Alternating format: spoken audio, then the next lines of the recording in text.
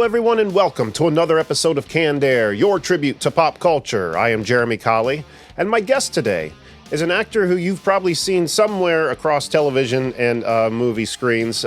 She was in Frasier, Joey, Just Shoot Me, Men Behaving Badly, Greg the Bunny, and in films like Striptease, John Q, Suburbia, Freaky Friday, Just Like Heaven. But she's probably best known for these two roles. First, playing Emma the Ghost in the Haunted Mansion 2003 film with Eddie Murphy, and Tracy Montrose Blair in 6 Feet Under. I get the opportunity to sit down and talk with Dina Spybey-Waters. Now, this interview, this episode, is different than any other one we've ever done, because this one is like 10 years in the making, almost 10 years in the making. And let me explain. For any of our hardcore Canned Air fans out there, you might know Jack and I saying that back in the day we used to work in printing. We used to work at Staples. That's actually how we met.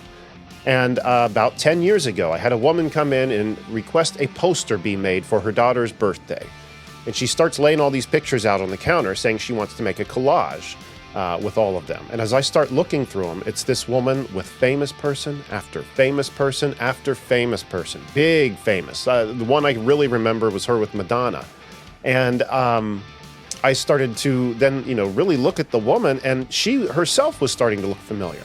Very familiar, that I had seen her somewhere before. And the more I looked, I realized I had recognized her from Frasier and many other projects. And so, anyway, we made this poster. I designed this poster for her mother. Her mother loved it, took it, and gave it to her. About a week or two later, this woman came back in and said, "Thank you again for making the poster."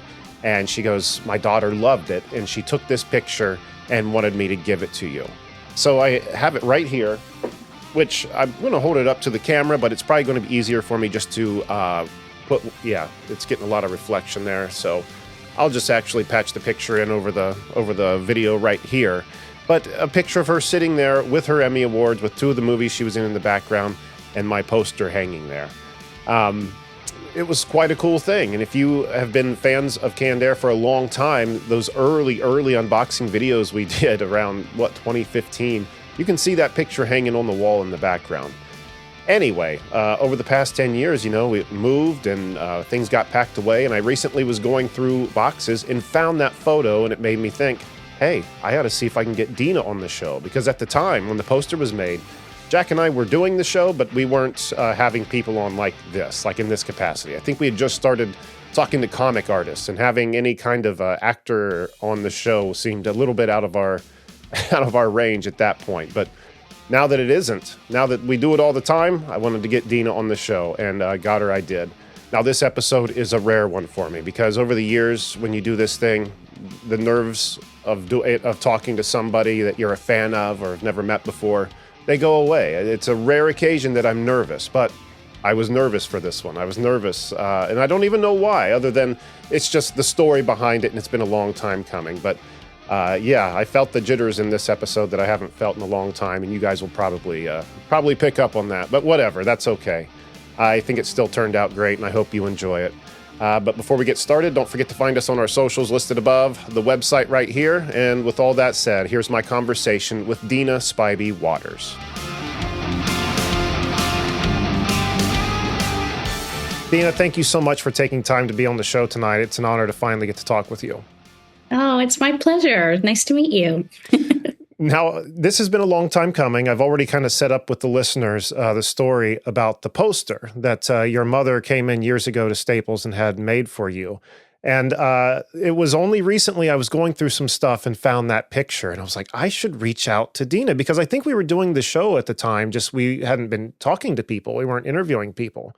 So it never occurred to me until I found that picture. So I'm glad we could set this up. But it was so cool to get to make that poster for you, because your mother came in with all these pictures, and she just was, I just want simply make a poster for my daughter's birthday. And when I start looking at these pictures, not only do you look familiar, but there you are with Madonna and like all these other celebrities. And it was kind of like, wow, how cool, and how proud your mother was to talk about you and everything. Like she was pretty cool. Is it cool if I ask her name? Oh, her name was Patty. She made that for my 50th birthday, and then she passed away sadly about 2 years after that. Oh, I am so So, sorry. but she was so happy with how it turned out, and so grateful to you for all of your work, because it was a pretty elaborate montage of photos. It was not just like a six square. It was a lot. So thank you, and I still have it up in my office now too. That's awesome to hear. I'm a little embarrassed because in the past 10 years, my Photoshop skills have improved quite a lot. So I feel like I could, when I look at it on that picture that I have with, you're sitting there with your Emmy and the poster in the background, and I see it, I'm like, oh, I would have done that differently or this differently. But, at the time, I was pretty darn proud. Yeah, it's perfect, and she's grateful, and I'm grateful, and it's nice to meet you in person. I Yeah. know it's so cool how this all happened. But again, you grew up here in Columbus, so I'm curious what growing up in Columbus was like for you. Like, what would you do in your free time? Where in Columbus did you grow up? It's just called Columbus. It's kind of between the Upper Arlington area and the Dublin area. So we were Oh, kind of in the middle, and we went to public schools there. Um, it was great. It was so ideal. And, I was blessed to grow up with, no computer, no social media or anything. So you right. literally would just go outside and play. And it was very safe. And then our neighbors, the Sayers, at 6 o'clock would ring their cowbell. And that was kind of the cue for all the kids to go inside and wash up and have dinner. I How mean, wholesome, right? yeah, it was really sweet. And I remember just having the luxury to daydream. That's what I kind of have in my heart when I think of Ohio, to just sit and look at the sky and daydream and get lost in the clouds. Right. No, I do know what you mean. I mean, especially in the age before social media, like you were talking about. I feel very, very grateful to have grown up in an age before that, because like you said, getting to go outside, entertaining yourself, like you said, staring at the clouds. We had to be inventive Mhm. sometimes when entertaining ourselves. But, I prefer that to just kind of the death spiral you get into when you're looking at your phone. Yeah, yeah. Um, I just loved it so much that I have two kids, and I actually put them in. They're grown adults now, but when they were growing up, I sent them to Falcon Camp, which is in Carrollton, Ohio. And for at first, it was just 2 weeks that first summer, and they were so scared because they were California kids. They're like, "What if we get bored?" I was like, "Well, then you'll be bored." But they loved it so much. They ended up going like 7 years in a row back to that Really? Ohio summer camp. Yeah, it was Wow. really cool. So they got a taste of kind of what I grew up in, because it was no cell service or anything. So That's true, yeah. Like Hocking Hills, that's another very popular place here in Ohio, as you know, but when you go, you have to know you're off the grid. Your phone is not going to work out there, so take extra precautions. But, there's something awesome about that at the same time. So, where did you go to school then in Columbus here? I went to a high school named Centennial High School, named because it was built in 1976. Wow. And yeah, it was great. I loved it. I was a cheerleader. I was in the drama club. I did gymnastics. I was on the varsity gymnastics and varsity softball and some other sports. Well, volleyball. I was in volleyball, and just very active in the theater department. And did my first play there, and kind of That's where it changed started. the course. Yeah, it changed the course of my life. So what was it before that, though? Because I've heard you in another interview say that even at a very young age that you wanted to be like in the Mickey Mouse Club. So like you must have wanted, like, aspired for these kind of things from a very young age. What was it that inspired that? Yeah, well, I was I was a dancer. A, a, a woman named Carol Jean Curtis. I feel like some of your listeners, if they're my age, will know who that is, because she taught everyone dance. Okay.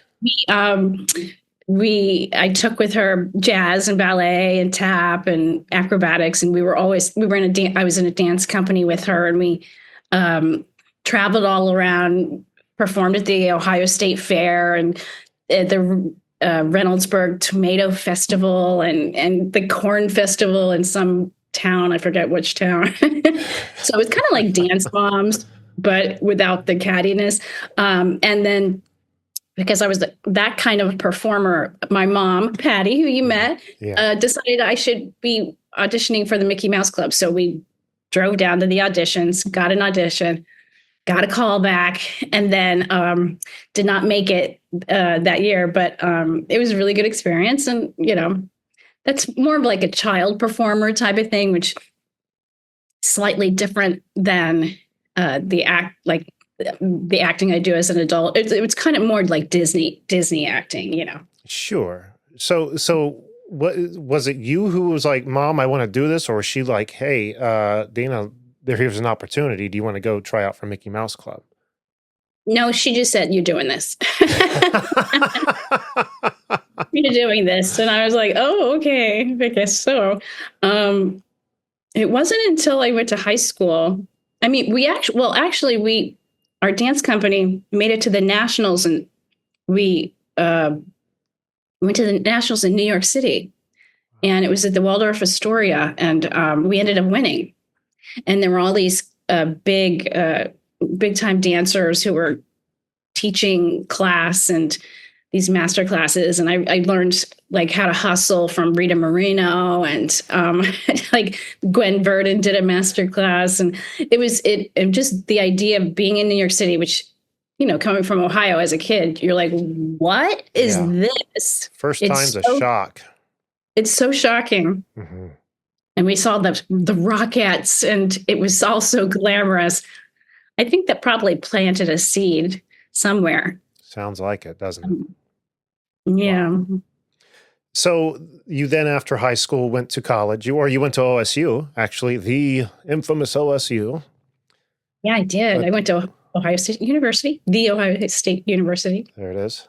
Yes. And then you went on to get your MFA from Rutgers University at Mason Gross School of Fine Arts. Did I say that all right? Yeah. Okay. Yeah.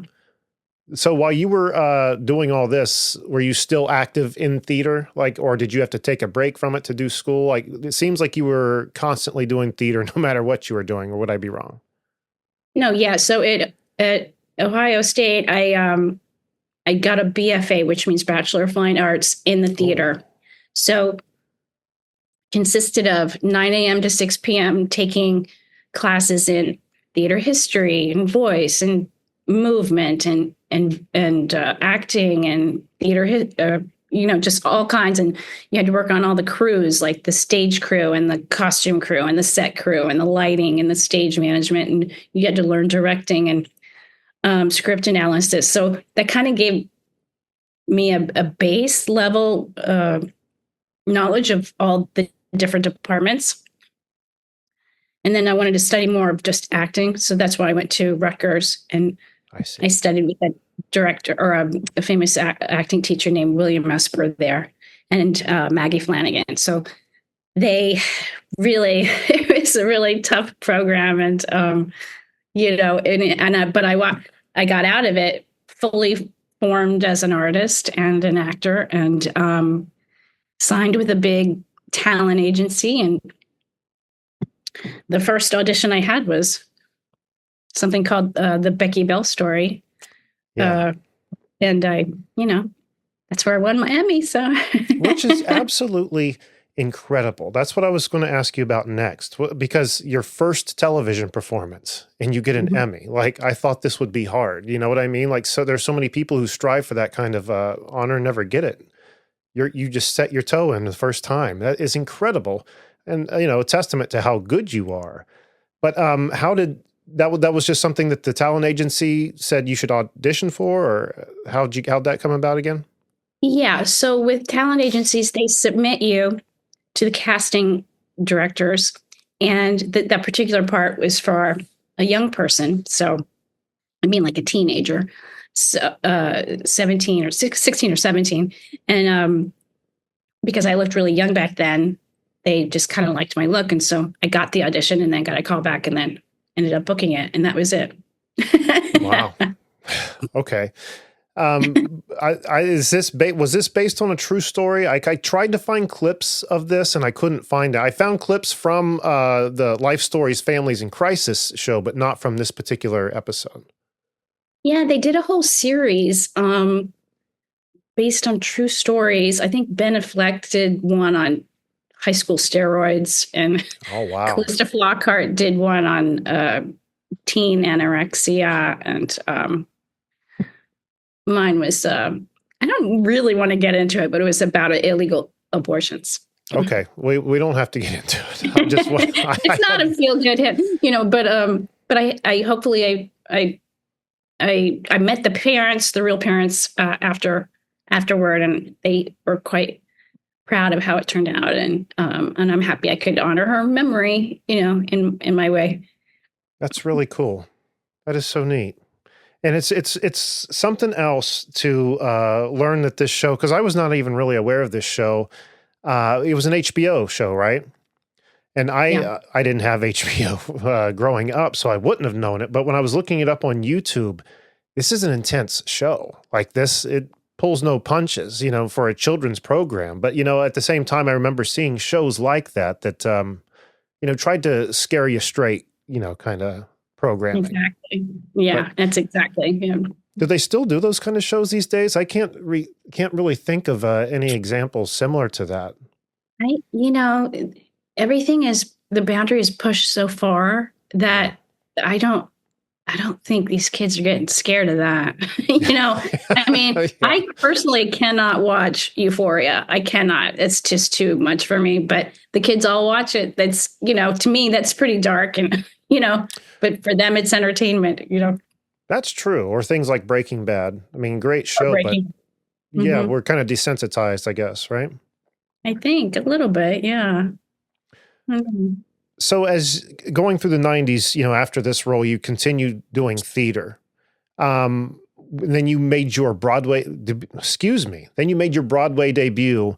When was that? 99 with Kevin Spacey in the Iceman Cometh. This had to be thrilling for you on so many levels. I mean, doing all this theater and then to hit Broadway with Kevin Spacey. Can you talk a little bit about that?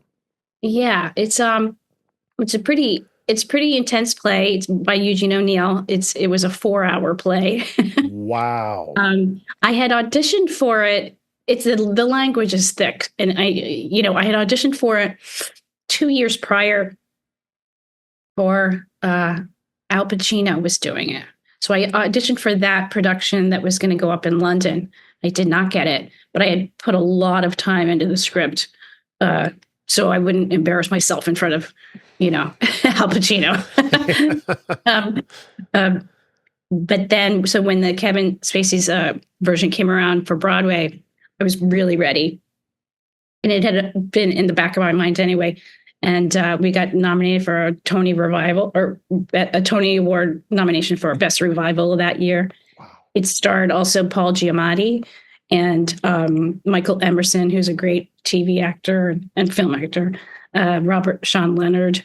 And it was just a wonderful experience. It was a limited run of, I think, only 5 or 6 months.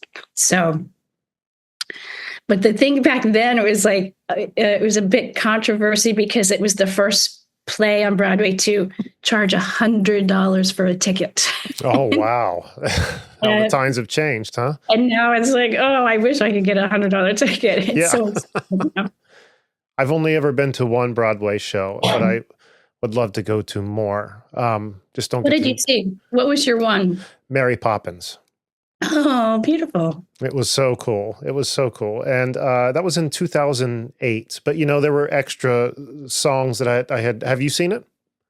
No, I haven't. It was just incredible what they do with the space. When I think of a play, on a Broadway stage, you just think of people just there on the stage. And Mary Poppins, they were flying through the air. They were dancing on the ceiling. It was incredible what they were doing. Hard to explain, but just the magic of the theater, I finally got to feel. You know what I mean?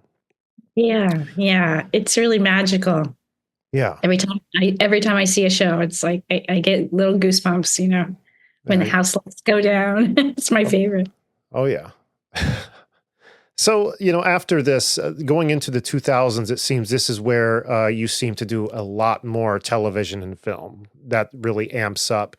So as that began to amp up, did theater then have to go to the back seat, or were you still doing theater? How did that play out? Yeah, I still did. I did theater here and there. I did a David Mamet play called Speed the Plow with Jeff Goldblum and Adam Arkin, and then another play in LA. LA is not really known for its theater. It's more of a film and television town. So even though you're doing a show, it's not like New York where word gets out, but I really enjoy TV. I like the pace at which it goes. It's still an ensemble, which I love. So it's very much, and my early TV days were sitcoms, which are really like mini plays in themselves, Sure. except with 4 cameras.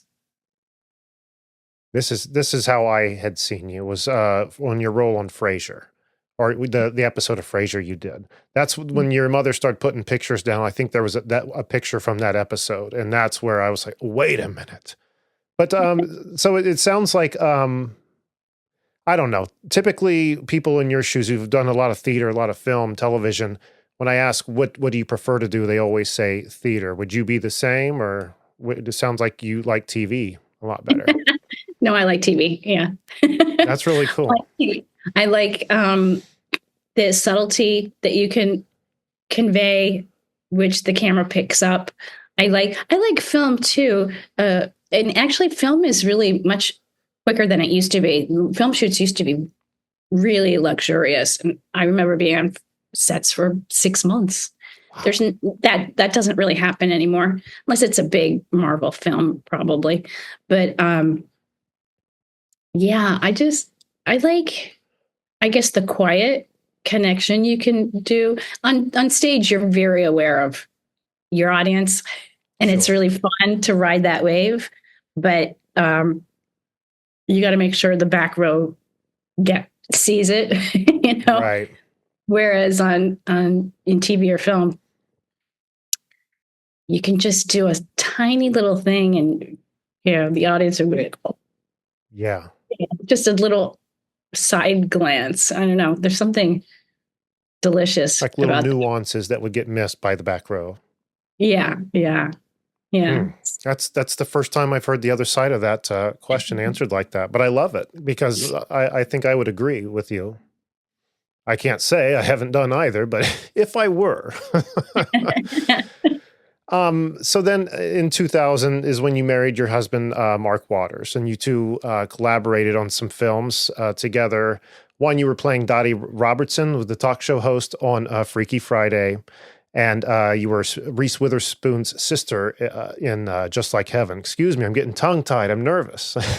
Can you talk a bit about these films and what it's like working with your husband? Because I know there are couples out there who love each other to death but can't work with each other, and it seems like you two make it work pretty well with multiple projects under your belt. Yeah. Well, with Freaky Friday, there were a lot of cast changes. I was not cast in that film. It was supposed to be another actress. Actually, the 2 leads too. The original offers were were Annette Bening and Michelle Trachtenberg. Seriously? Yeah. And then Michelle couldn't get out of her TV contract at the time. And then Annette got nervous about the script, I think. I don't want to, Sure. put any words in her mouth, but, and so she kind of left the project before shooting, and then Jamie Lee took over, and then everyone was really on board with Lindsay. Everybody just loved her, so they were really happy about that. And then there was a lady who was supposed to be Dottie Robertson, and she was on a TV show, 21, yeah, the Kiefer Sutherland. Oh, 24. 24. So I was so close. I was so close. Just 3 off, Dina. Yeah, she was on that show, and last minute she couldn't get out of filming, and Mark literally said, "Dina, we need somebody tomorrow. Can you just do it?" And I'm like, "Absolutely, I'm there." So it's easy costuming, and went in and just played for the day, and it was really fun. Were you I'm sorry, go ahead. No. Yeah, but and then it became an iconic movie. It was like, yeah. So were you a fan of the original Freaky Friday? I mean, there's been so many of them throughout the years, it seems like. 'Cause I remember one with Shelley Long in the 90s, right? Yeah. I was a massive fan of the book.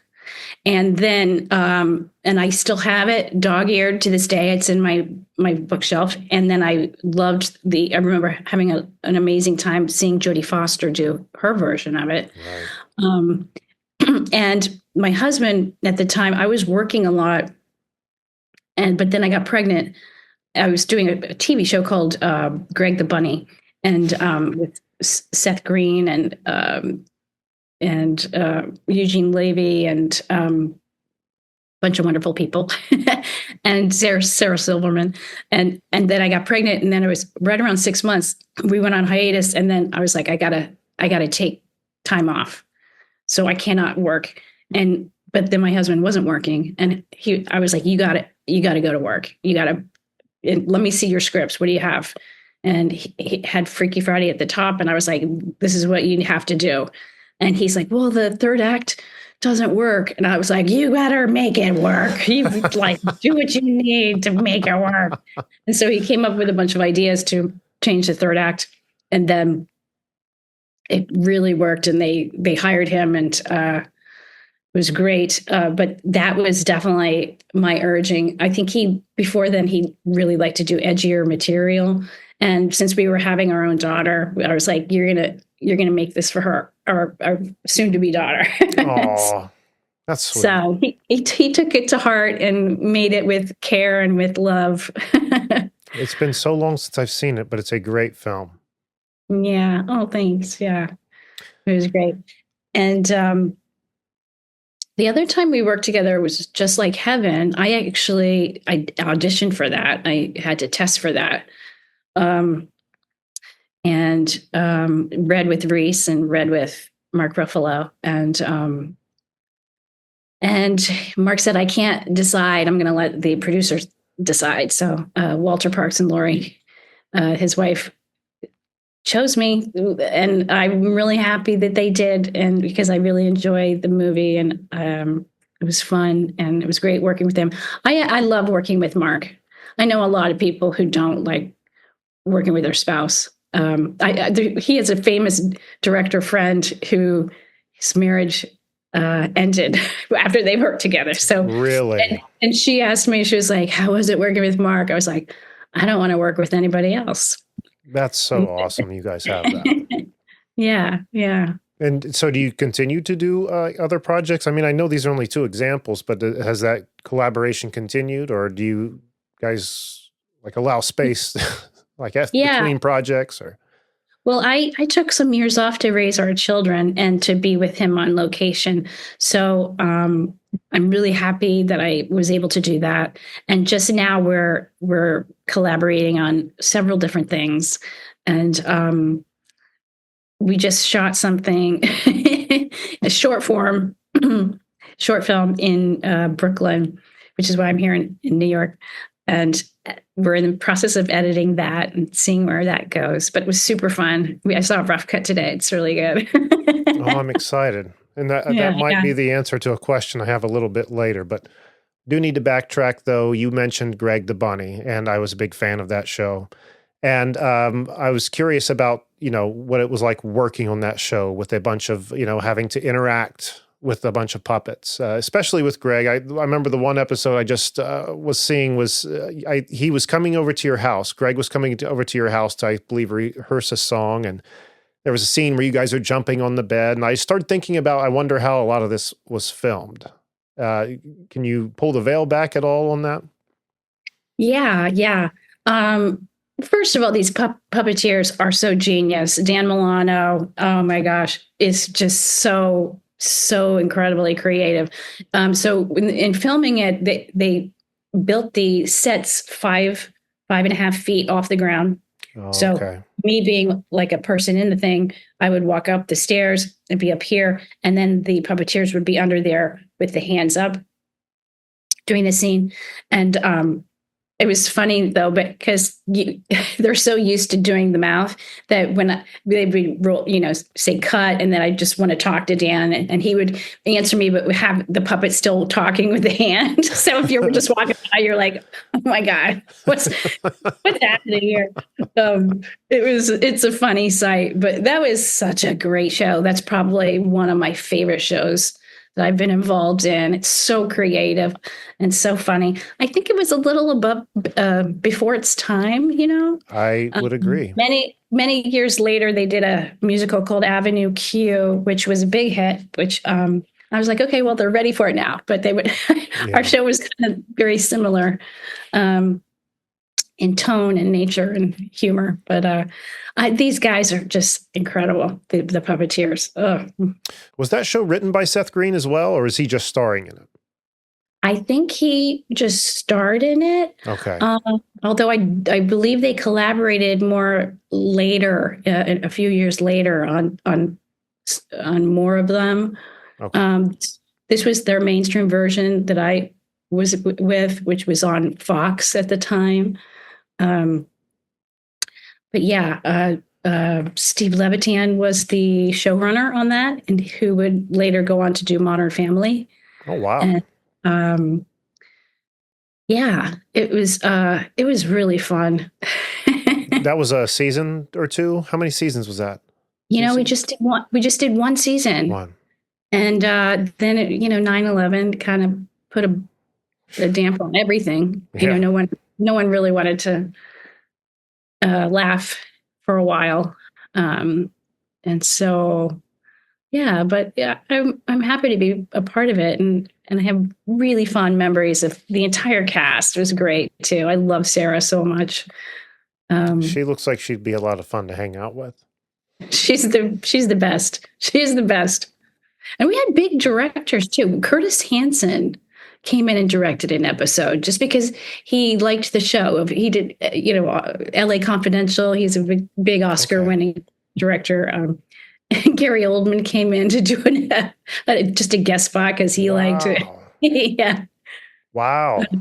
Yeah. Talk about a great actor. I love Gary Oldman. I know. Do you watch Slow Horses? I don't. No, I don't even know what that is. I think it's on the BBC. He's amazing in it. He's getting a lot of award nominations for it. It's a TV show. It's nothing that guy can't do, truly. Yeah. But let's go on to another role of yours. I have to talk about Emma, the ghost from The Haunted Mansion. Based on what we were saying a little bit earlier, it sounds like you've probably loved The Haunted Mansion before the movie came along, right? Oh, yeah. I love it. I have to imagine. So that had to have been pretty darn exciting, huh? Oh, it was so great. Yeah. Oh, what a great cast too. Eddie Murphy. Was it? Is it Wallace Shawn? Wallace Shawn. Mm-hmm. Wallace Shawn. Another one of the pictures that I saw while making the poster that really caught my eye. Like, what? But such a fun movie. One question I have, because I don't know the ride like the back of my hand. I've been on it several times, but I don't know the lore and the characters like some of these diehard fans do. Is Emma an original creation for the film, or is she in the original ride? She was in the original ride. It's just basically the maid with the Victorian collar and everything, and They sell the costume for Halloween there at the Disney shop. Oh, I feel stupid now. Really? Oh no, yeah. Yeah, it's a popular Halloween costume. Yeah. I guess I did not know that. I just go through and just, smile at all the lights and ghosts and stuff. I never stopped to really. So where in the ride is she? Is she one of the paintings, maybe?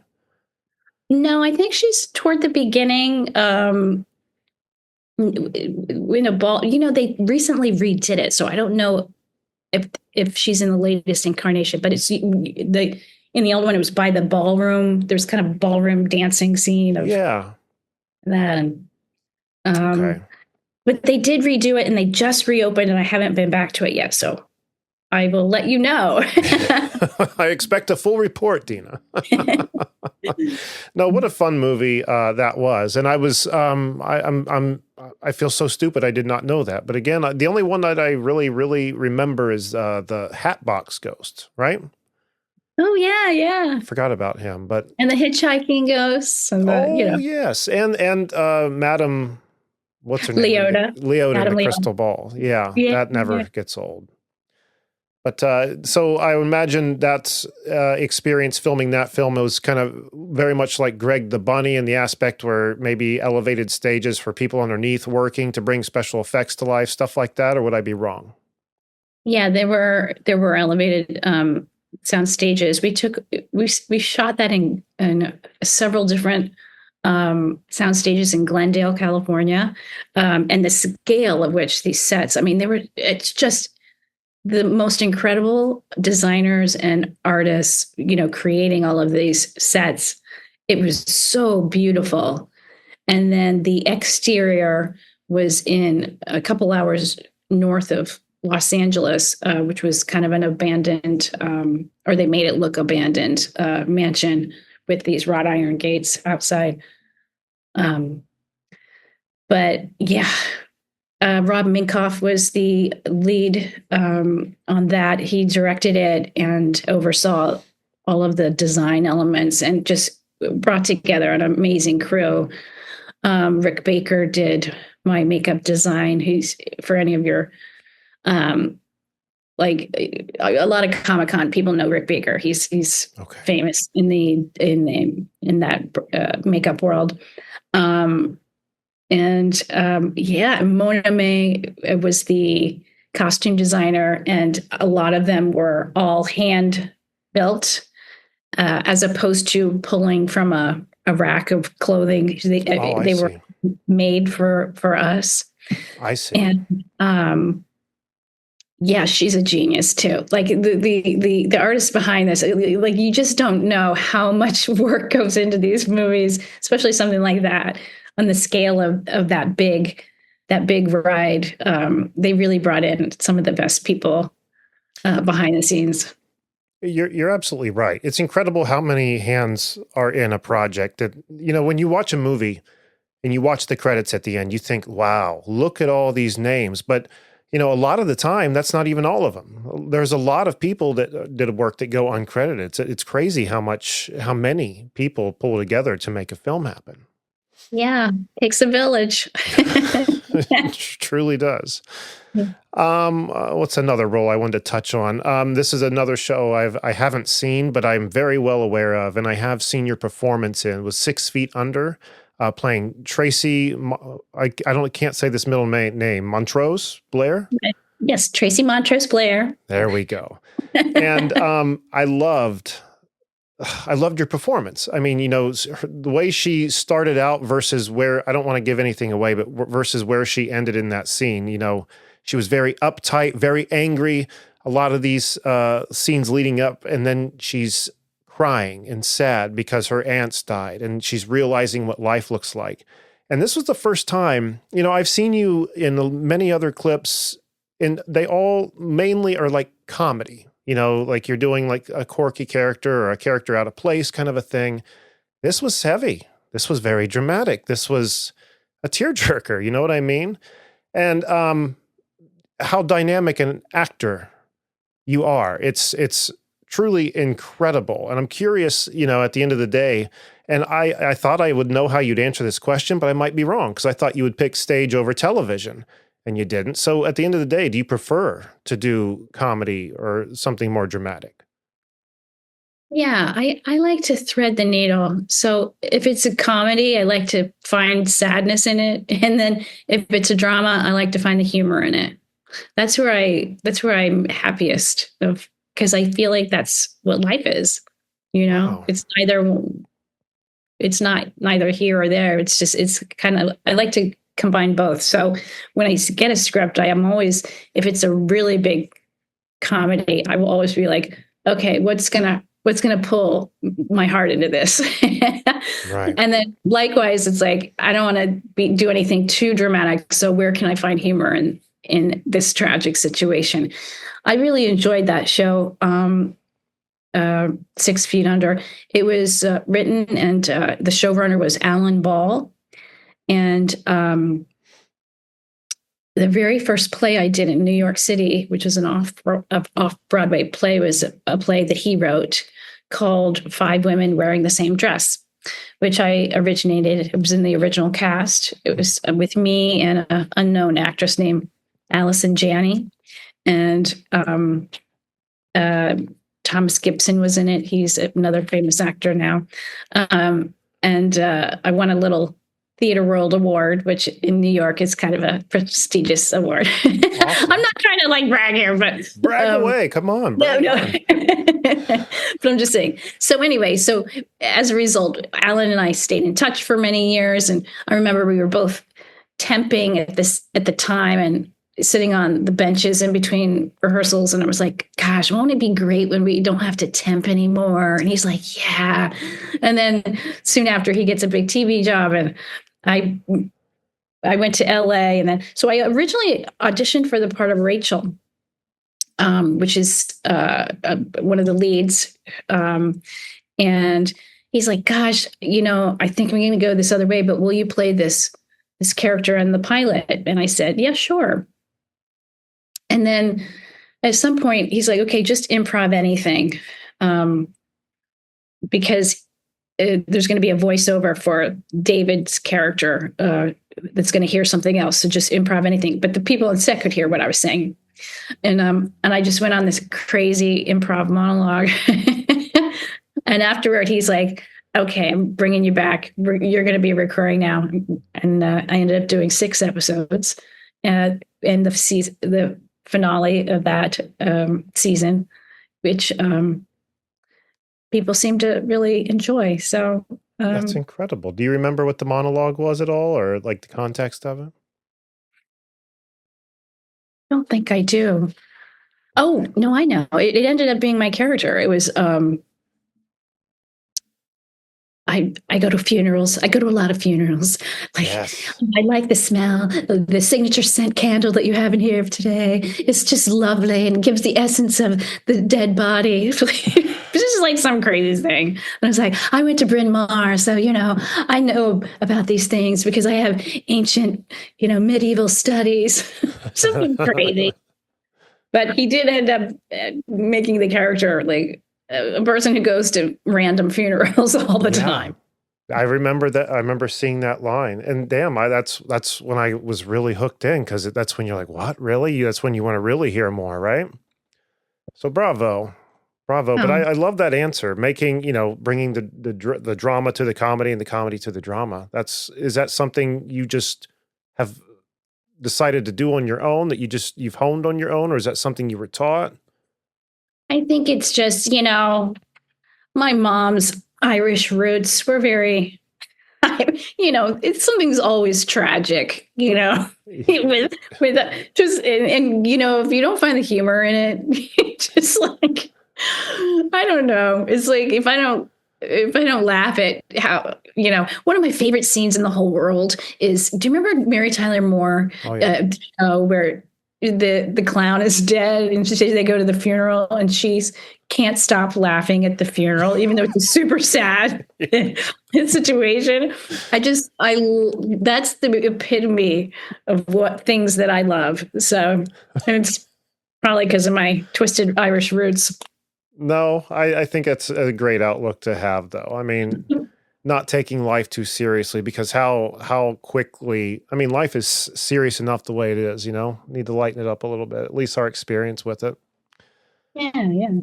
If that makes sense. You recently said on Instagram that you and Mark are now empty nesters, and that you're returning to your first love, acting, and you've been in New York creating your new dream team, which I have to imagine is what you were just referring to a little bit ago about what you're currently doing. Would I be correct about that? Yeah.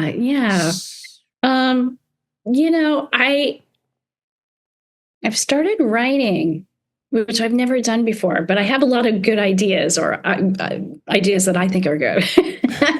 And so I've teamed up with, so I took a writing class. Just say I started to take a writing class, and then I realized, oh, I have really good ideas, but I'm not the best writer. So I found these girls who just, graduated from Yale Drama School and Tisch Performing Arts School at NYU.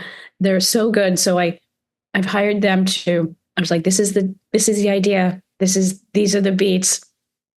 Can you write all the dialogue?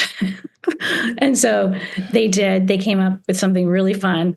And then I rewrote them, and then Mark rewrote me. So Wow. no, right now it's a small work. It's a beginning of a germ or gem of an idea. It's kind of an experiment. When I first got to New York this time around, like I said, I took about 14 years off to raise the kids. Sure. So coming back, I sent my reels out to everybody, but my reels are like a reel. Do you know what a reel is? It's like a combination. Like a demo? Yeah, like a demo reel of a bunch of different scenes that you've done, Yeah. and just kind of show your range.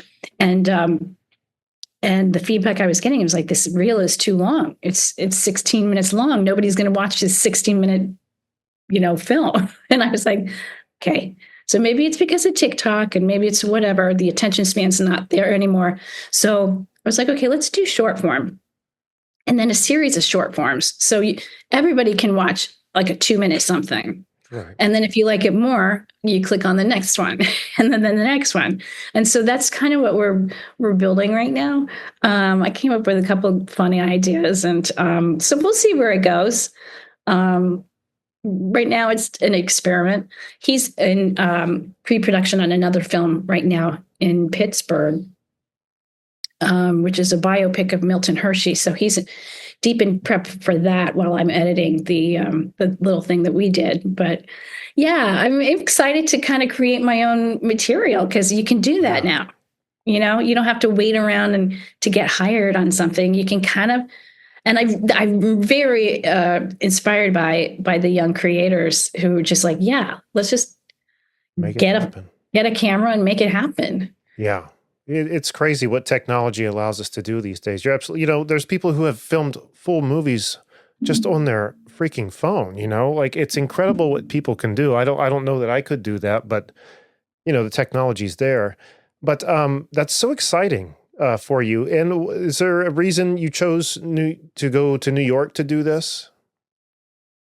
No, I was missing the culture here. I mean, LA is very much a movie town, so there's always films coming out, film premieres. New York is a lot about the theater. It's about the opera. It's about the ballet, the Met. And I'm just soaking up everything. The museums here are incredible. Sure. I just went to the Met today. It was amazing. So I just wanted to soak it all up for a year. So I've just been going back and forth from New York to LA, seeing what inspires me, and I mean, just walking down the street here is inspiring, because you have a million different people with everyone's different point of view, different backgrounds, different, everything. A million different lives and stories all intertwining on the street. Yeah. It's truly incredible. I can't wait to go back myself, but I really can't wait to see what this project is you're cooking up. You seem like you're very excited about it too. I'm excited because I realize if I can do this, I can do others like it. Right. So I have about eight others that I'm, percolating on, and then kind of see and throw them all up and see which ones people, respond to, and then make more of that. Right. Well, I hope that when these do come out, that you come back on. I'd love to talk more about them if you'd be up for it. Oh, yeah, I would be happy to. Yeah. One more quick question before we go. Sorry, we're running a few minutes long, but Somebody, based on the conversation we had today, talking about the world before social media and phones, and somebody like yourself who was in television, in like the 90s and the early 2000s, I'd be very curious to know what your opinion is of the way the entertainment, the way we get our entertainment has changed. It used to be everybody looking at network television, and that's where everybody got their entertainment. Now there's so many different sources out there, not only the streaming services, but, YouTube, people just making stuff on their phones. And then we're also seeing the decline of movie theaters, which breaks my heart. But, just what am I looking for? Just kind of the time we're in. What's your opinion? Do you like the way this is all evolving? Do you think something's lost, that we're gaining something? What's your opinion? Well, I try not to judge it. It has changed. It has Sure. changed, and I just accept it. I accept things are constantly going to change.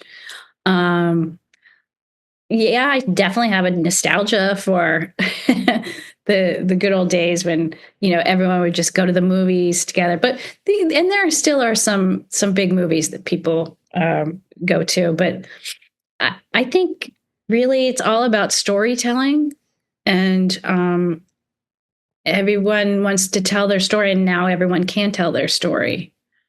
And so, I don't want to judge it like, oh, we have a TikTok attention span, because I want to say like, okay, that's just a fact. There's Sure. And so I'm like, okay, well, what can I do to help, or what can I do to kind of tell stories within that frame? This is not a very good answer for you. I'm sorry, Jeramy. No, I completely Just kinda understand what you're accept it, saying. No, I know what you're saying, though. You looking back from the old way television used to be, just from a nostalgic point of view. But I personally, I like the way things have changed. I wouldn't be able to sit here and do this, if things hadn't changed. So I like that there's so many options out there. I think for me personally, there's so many options that, good stuff probably gets lost in the sea. But I guess that's just my opinion. Yeah, I don't have any hatred for it personally. How'd this get back on me? Oh, no. Well, what do you think, Jeramy? I'd be happy You to answer need to any change. more of your questions, Dina. But thank you so much for taking time to be here. This, I can't tell you how excited I've been for this. I typically don't get nervous when I do this show, but I was nervous tonight just because this has been a long time coming, and it's a pleasure to finally speak with you. Oh, well, that's really nice. Thanks for having me. And I've really enjoyed our conversation. And I will always, for a fellow Ohioan, I will. We got to look out for each other, don't we? Absolutely. Go Bugs. Go Bucks.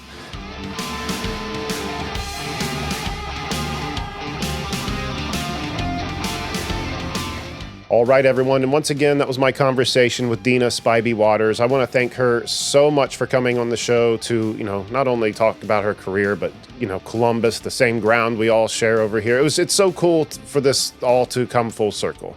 For this story to start 10 years ago and be able to catch up with her all this time later to talk about her mother and the experience. And I don't know how to explain it other than to say it was awesome. So big thanks again to Dina for stopping by, and I hope that we get her back in the future to talk about some of these new theater projects she's doing in New York, because that sounds pretty cool.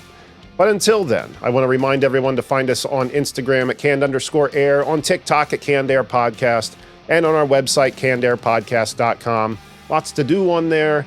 But if you're looking for merch, that's where you'd want to go. There's a merch tab that gets you access to t-shirts, hoodies, mugs, hats, stickers, all the kind of stuff with our logo on it, and designs made by Joshua Bellis that are pop culture inspired. So you have a Canned Air themed Star Wars shirt, or a Canned Air G.I. Joe shirt, or a Canned Air Ninja Turtle shirt. All kinds of cool stuff over there to check out. And if merchandise isn't your bag, if you want extra content, go over to our Patreon. Patreon.com/CannedAirPod, I believe it is. Just search Canned Air Podcast on Patreon. and you'll find it. But for $5 a month, get you access to a 5-year plus growing catalog. That's very rich. I enjoy doing that show quite a bit because that's where we all go to, do the same kind of thing, but really let our hair down. No filters up over there. You get the real deal on Patreon. And $5 a month, I don't feel like that's a lot to ask, but maybe I'm wrong. But anyway, a few different ways you can support us and get something in return there. And I want to send a big thanks over to the network who supported us for the past 4 to 5 years, the Evergreen Podcast Network. Check them out, evergreenpodcast.com. Lots of great shows over there, including yours truly. We're very grateful to be a part of that network and continue to be a part. It's been really cool. So big thanks to them. And I think that's going to do it for this episode. So another big thanks to Dina for being my guest today. And until next time, thank you so much for watching and be excellent to each other.